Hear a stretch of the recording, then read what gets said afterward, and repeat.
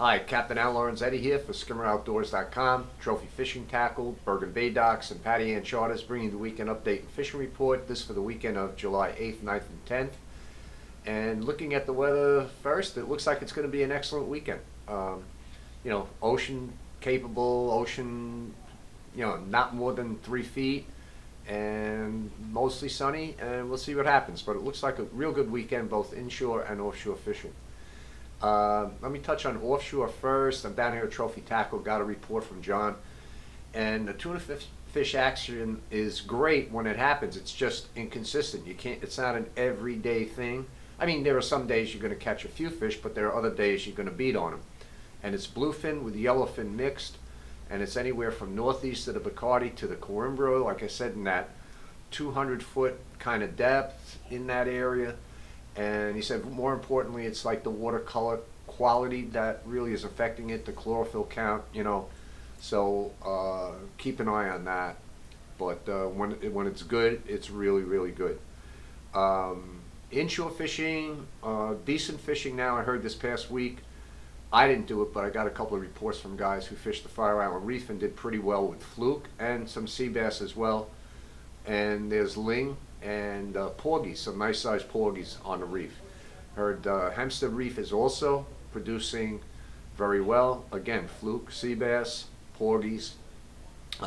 Inshore, the bass fishing, it's slow.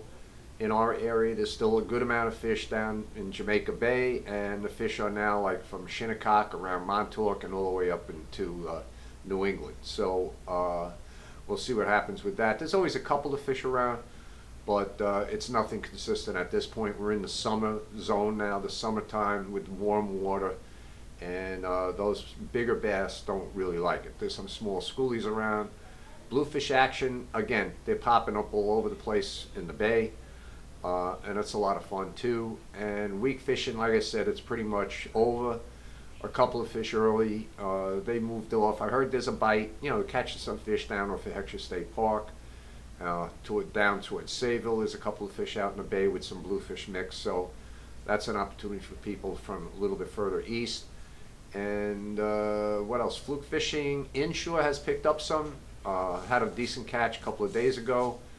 I had fish to like 21 inches, so it's gotten better, and I've done best with spearing.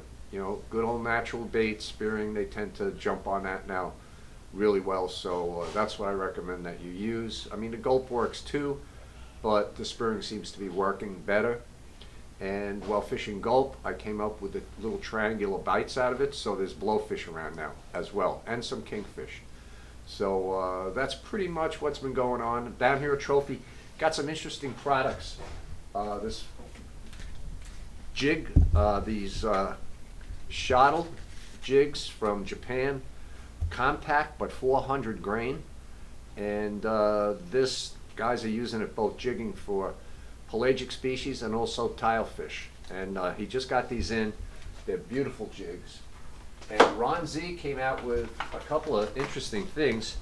They have these paddle tail jigs, and they have an inshore series with a smaller hook, and an offshore big game with a real heavy tuna fish hook, typical of the Ron Z tuna tails.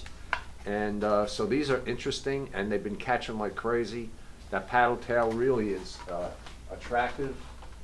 And then Ron Z came out with this, the Z Hawk, which is a Ron Z tail on a bucktail, and this has been catching very well as well. So some new products down here. Ron Z really puts out a great quality piece of tackle. So that's about it for this week.